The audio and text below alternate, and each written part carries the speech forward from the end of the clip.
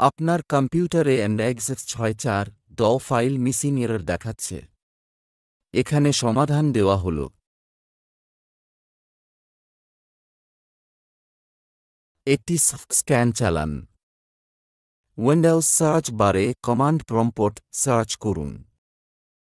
ডান প্যানেলে অ্যাডমিনিস্ট্রেটর হিসেবে চালান ক্লিক করুন যাতে উচ্চ অধিকারযুক্ত কমান্ড প্রম্পট উইন্ডো খুলতে পারে।